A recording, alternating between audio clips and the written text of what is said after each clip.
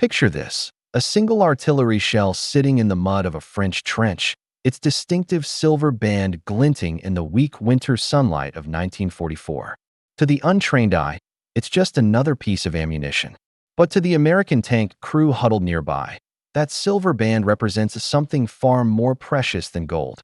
It's their only chance of survival against the most feared weapon on the Western Front. The German Panther tank was a steel fortress on tracks, nearly invincible to standard Allied weapons.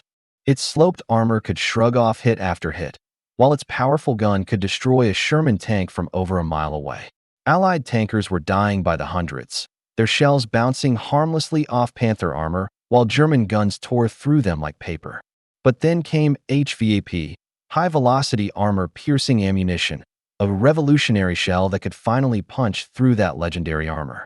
The problem?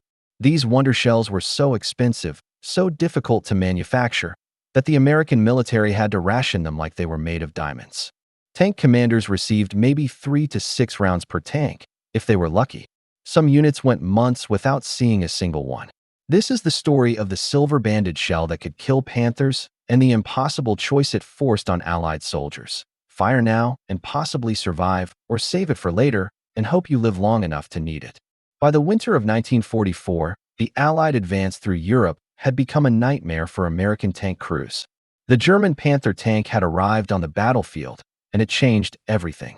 Sherman tank commanders, who had confidently rolled through North Africa and Sicily, now found themselves facing an enemy they simply couldn't kill. The Panther wasn't just better, it was devastatingly superior. With its sloped frontal armor and long-barreled 75mm gun, it could engage Shermans from distances where American tankers couldn't even fight back. The statistics tell a grim story. In Normandy, Sherman crews were being knocked out at ratios of 5 to 1, sometimes worse. The average lifespan of a Sherman tank in combat was measured in days, not weeks. Tankers knew the math. If they spotted a Panther first, they might get off 3 or 4 shots before it turned its turret toward them. Those shots would likely bounce off harmlessly.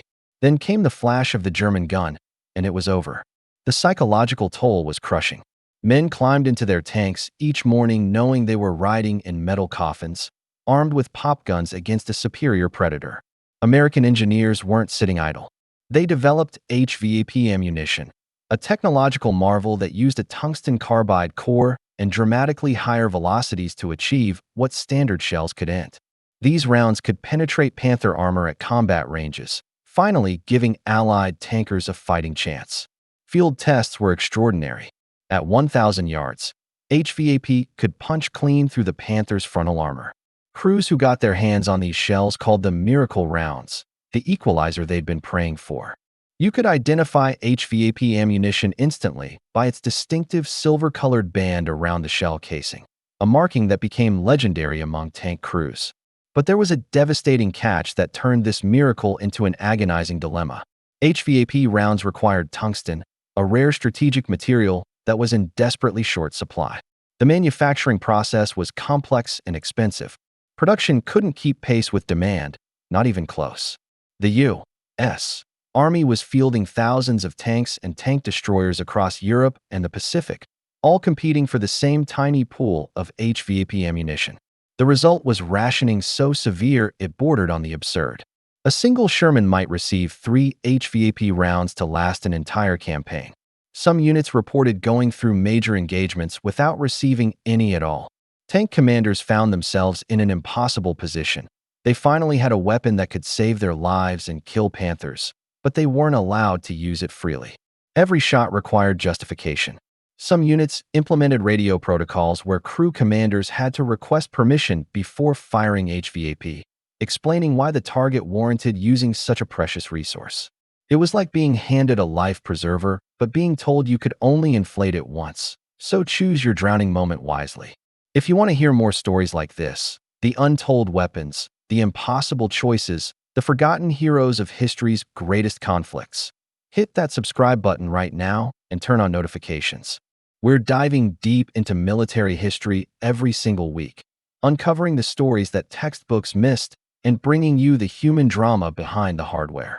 This is the kind of content you won't find anywhere else, so be sure to subscribe so you don't miss what's coming next. The Panther tank first appeared on the Eastern Front in the summer of 1943, and it immediately became clear that Germany had created something extraordinary. This wasn't just another incremental improvement. It was a revolution in armored warfare. The Panther combined a perfect storm of lethal characteristics: thick, sloped armor that deflected shells like water off a roof, a powerful, long-barreled 75mm gun that could kill any Allied tank at extreme ranges, and enough speed and reliability to operate effectively in sustained campaigns. When Panthers began appearing in Normandy and on the Western Front, American tank crews experienced a terror unlike anything they'd faced before. The standard M4 Sherman tank, which had been the workhorse of Allied armor, was suddenly obsolete. Its 75mm gun could barely scratch a Panther's frontal armor, even at point-blank range. Countless after-action reports described the same nightmarish scenario. Sherman crews would spot a Panther, fire desperately, watch their shells ricochet harmlessly off the sloped armor, and then die as the Panther's gun spoke once. One shot was usually all it took. The numbers from Normandy are sobering. American tank units were losing Shermans at catastrophic rates, sometimes 5 or 6 knocked out for every Panther destroyed. During the Battle of the Bulge, entire tank companies were decimated trying to stop the Panther spearheads. Tank crews began using desperate tactics, trying to flank Panthers to hit the thinner side armor, calling in artillery and air support, even ramming in acts of suicidal courage. Nothing worked consistently. The psychological impact devastated morale. Veteran tankers who had fought across North Africa and Italy with confidence now hesitated before climbing into their vehicles. Replacement crews arriving from training camps heard the horror stories and knew they were being sent into meat grinders. The Panther had created a crisis that threatened the entire Allied armor doctrine, and commanders were scrambling for any solution that might level the battlefield. American ordnance engineers had been working on the armor penetration problem since reports of heavy German tanks first emerged. The solution they developed was called HVAP, high-velocity armor-piercing ammunition, and it represented a fundamental rethinking of how anti-tank rounds worked. Traditional armor-piercing shells relied on hardened steel cores and brute kinetic energy. HVAP used a completely different approach: a subcaliber tungsten carbide penetrator surrounded by a lightweight aluminum sabot that fell away after leaving the barrel. This design allowed the round to achieve velocities far higher than conventional ammunition, sometimes exceeding 3,400 feet per second. The tungsten core, being extremely dense and hard, could punch through armor that would stop regular shells cold. The physics were elegant: less mass moving faster with all the energy concentrated in a tiny point. The distinctive silver band around HVAP shells served two purposes. First, it helped gunners and loaders instantly identify these special rounds in the heat of combat. Second, the band itself was made of softer metal that engaged the gun's rifling without damaging the harder tungsten core. When word spread through tank units that HVAP could penetrate Panther armor frontally at 1,000 yards, the reaction was electric. Finally, after months of dying helplessly, crews had a weapon that could fight back on equal terms. Test results at Aberdeen Proving Ground confirmed what tankers desperately hoped. HVAP turned the Sherman's gun from a pop gun into a Panther killer.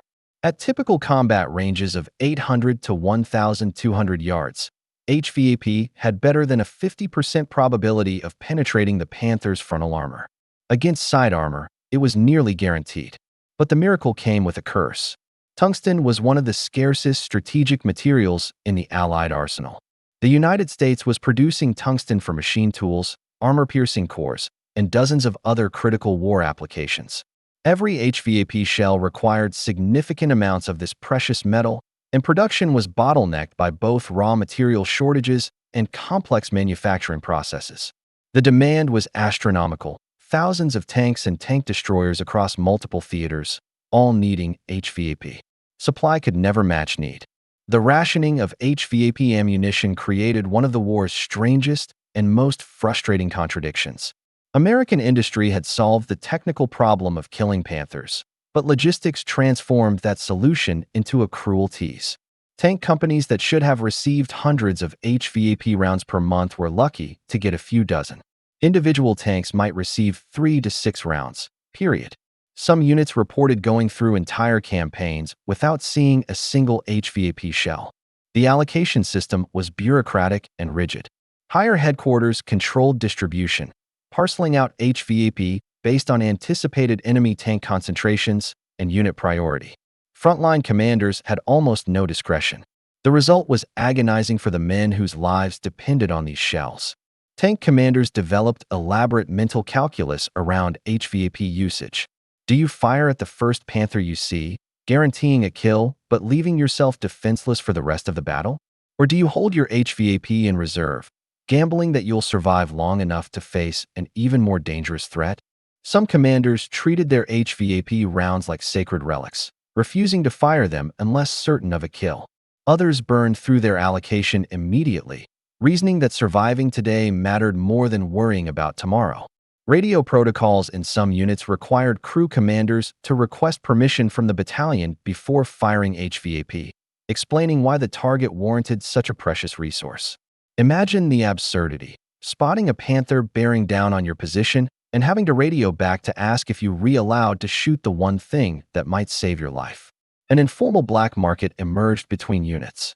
Tank companies that had received HVAP but were facing heavy German armor would trade rounds to units in contact with Panthers, usually for extra rations, fuel, or other scarce supplies. Some creative supply sergeants became legendary for their ability to scrounge HVAP through unofficial channels. Meanwhile, the psychological burden was immense.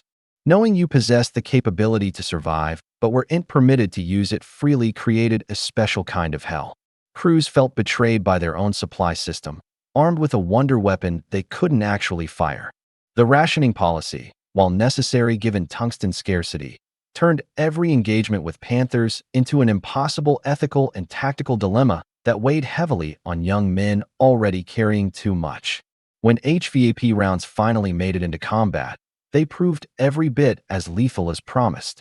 After-action reports from late 1944 and early 1945 contain numerous accounts of successful Panther kills using HVAP ammunition. One famous engagement near Nancy, France, involved a single Sherman tank destroyer that knocked out 3 Panthers in rapid succession using HVAP, with each silver-banded round punching clean through frontal armor that would have deflected standard ammunition. Crew commanders who successfully used HVAP reported a psychological transformation. The suffocating helplessness that had defined earlier Panther encounters evaporated, replaced by confidence that they could actually fight back. Even crews that hadn't fired their HVAP yet felt better knowing they had it. That silver band represented hope, a last resort that might save them when everything else failed. The Germans were aware of HVAP, though intelligence on how much they understood about its scarcity remains unclear. Captured documents show German tank commanders were briefed that American forces possessed improved armor-piercing ammunition, but there's little evidence they knew how severely rationed it was.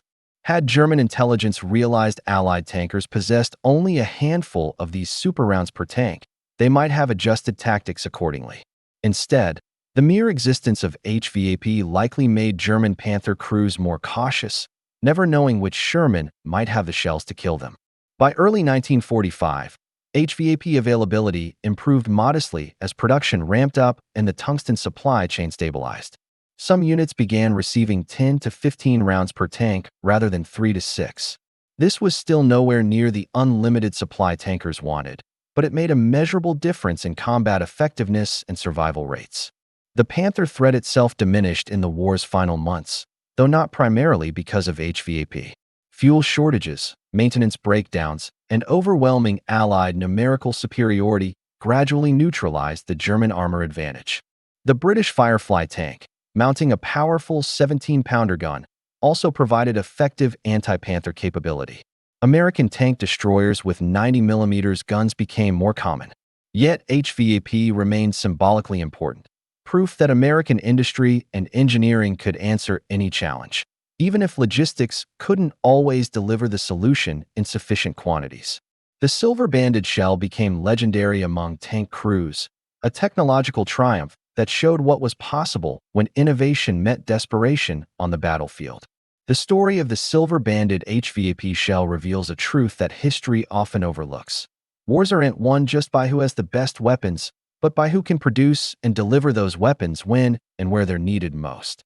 American engineers created a technological marvel that could finally kill the seemingly invincible Panther tank.